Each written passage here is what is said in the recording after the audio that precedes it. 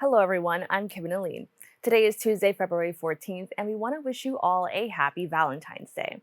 You are now watching Open, a live program bringing the Bronx and New York City straight to you. Don't forget to stay connected with us via social media at BronxNet TV. Several media outlets report sitting down for prolonged periods of time could be hazardous to your health. Testing to see if these claims had validity, certified exercise physiologist and associate professor of behavioral medicine at Columbia University Medical Center, Dr. Keith Diaz, led a study on this. Dr. Diaz joins me now to discuss the findings and how working from home or at the office could be affecting this. Dr. Diaz, thank you so much for joining me. It's a pleasure to be here. Thanks for having me. Now, I want to talk about this. I think this is a really interesting just conversation. Now, first of all, regardless of where you work, sitting down could be, well, not just simply sitting down, we're sitting down, but sitting down for a long period of time could be hazardous to your health. Can you actually explain, why we're probably seeing that and what those risks are? Sure. So if you're someone who sits for long periods of time, you have a much higher risk of many chronic diseases than someone who sits less or moves more throughout their day. So for example, you have a much higher risk of things like diabetes, heart disease, several types of cancer, and dementia if you sit for long periods. And you have a much higher risk of dying early. Now, I know a lot of people are probably like really nervous, like, oh my gosh, what does this mean? Can you just describe what you mean by long periods? Is it like, you're on your computer, like maybe playing a game or something? Is that considered too long? What is considered too long?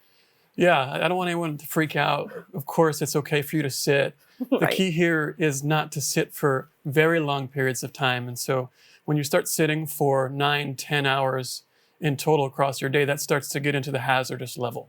And so those are the kind of levels where you're sitting for 3/4 of the day or longer where we start to be concerned.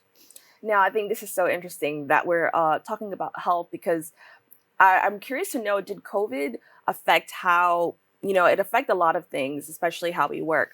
Have you noticed that people have been a little bit more sedentary or just inactive in their lives since we've been dealing with COVID? Yeah, absolutely. And so we've seen, surprisingly, people's exercise habits really didn't change that much for COVID. And in fact, many people, they're actually able to exercise more because they had more time, they weren't commuting. But the problem is many of us leaving our house is a way we get physical activity and we actually get to move. And so what we're seeing is that a lot of that just everyday lifestyle activity that you typically get just to do your everyday tasks, that's what plummeted when people moved to remote work. And unfortunately, we haven't seen an uptick yet of people returning back to those regular activity habits from before the pandemic.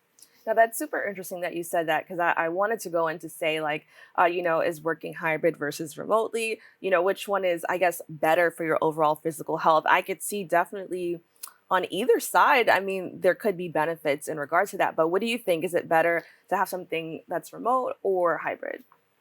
I think it depends on which format provides you the most flexibility to get movement in. In many workplaces, it's often socially unacceptable for you to take a walking break or step away from your computer, but you can do that at home because nobody's keeping a close eye on you and watching over you.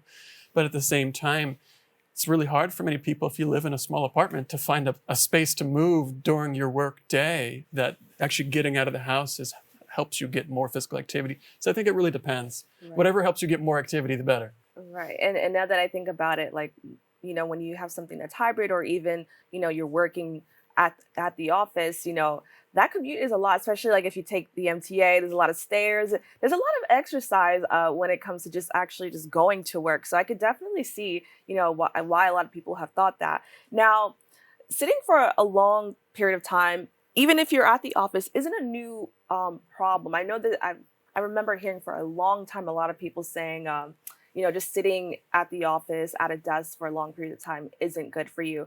Why are we seeing this conversation come up again?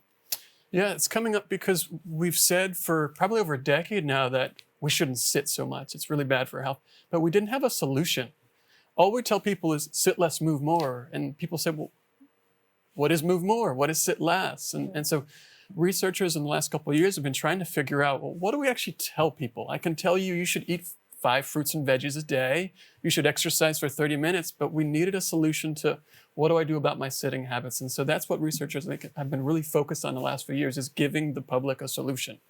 And I'm so glad that you said it was for about a decade because I feel like I remember this for a very long time.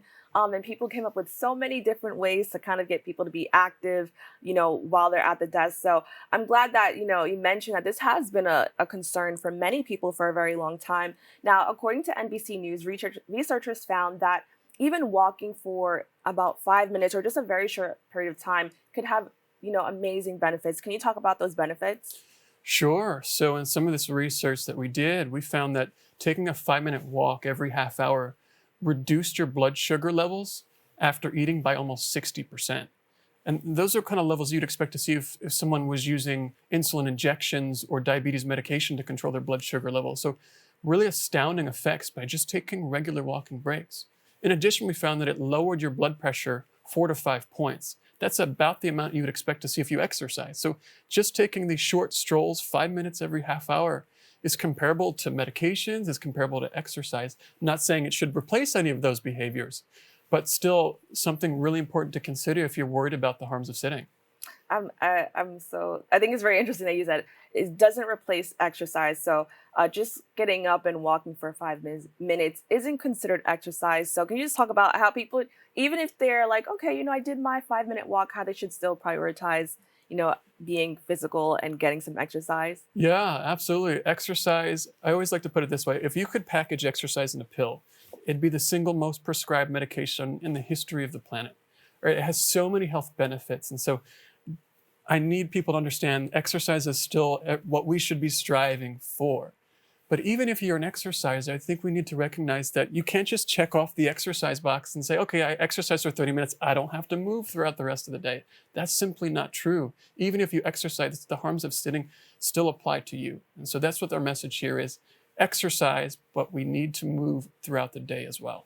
Now, speaking of moving, I know there's a solution called activity snacks, which sounds so nice. I love the way it sounds. Can you talk a little bit more about what that is? Yeah, the whole idea or notion of activity snacks is that our body just needs regular movement. Our bodies were meant to move. And so an activity snack is just a brief activity period. It's walking for 1 minute, 2 minutes, 3 minutes, and just giving your body just regular stimulation, contracting those muscles. That's what we mean by when we say activity snacks. And unlike food, this is a good snack that we should be doing. Like, you should have as many activity snacks as you can throughout the day. The more that you do, the better.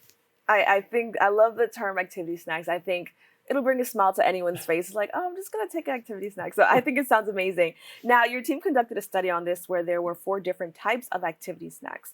Can you talk a little bit more about what you found? Sure. So we found, as I mentioned earlier, that taking a 5-minute walk every 30 minutes could offset many of the harms of sitting in terms of lowering your blood sugar, lowering your blood pressure. But I'm sure lots of folks are sitting there thinking, man, I can't move every half hour. Like, that's just not possible. And it's not possible really for my work day either. The good news is that we tried other different strategies that were less rigorous. And we found that a 1-minute walk every hour still offsets some of the harms of sitting. Not all of them, but some. So it still lowered blood pressure by 4 to 5 points. And so I think this is good news, is that really folks can move as their job, their workplace, their lifestyle allows them. The more you do, the better, but even very infrequent breaks can help. Now, in addition to being more active, some people have found, other ways to refrain from sitting down, and that is with standing desks. Now, I really want to know your opinion on standing desks. Well, my opinion is I think a lot of the standing desk manufacturers have capitalized on the news headlines that sitting is the new smoking and this really harmful behavior. The fact of the matter is that we don't have that much evidence that standing is any healthier than sitting. There's some studies that show it's beneficial, but actually some studies that say it could be potentially harmful. I used to work in retail, shout out to Macy's. Like, when I stood all day, my feet were swollen at the end of the day. My back was sore. And so there is concern that actually promoting standing may actually be harmful. And so what I like to tell people, the best posture is the next posture. That don't sit so much, maybe don't stand so much either. Now, in terms of whether you should get a standing desk, we don't know. But what we do know is that movement is beneficial. We've known for decades that any movement you can do can improve your health. And so that's what I would encourage folks to do. If you're debating about what you should do about your harms of sitting, find a way to move more. I'm not sure yet whether standing is something that we should be telling everybody to do. Well, I'm so glad that you mentioned that because I was going to suggest, should we stand for this interview? But it wouldn't be helpful. So I'm so glad that you mentioned that. Now, for those who work hybrid or fully in person, how can they implement some activity into their day? I know if you work from home, it's probably a little bit easier to say like, okay, let me just walk up and down a flight of steps. But if you're at the office, it's probably a little bit harder to get that in without getting people to stare at you or just figure out what you're doing. So how can people try to implement more activity in their day? Yeah, I think the best thing you can do is try to just have it flow within the natural rhythms of your work. And so things like if you're on the phone call, get a remote headset and walk up and down a hallway. Find a place to walk and talk. Meetings. Do you have to take your meeting sitting?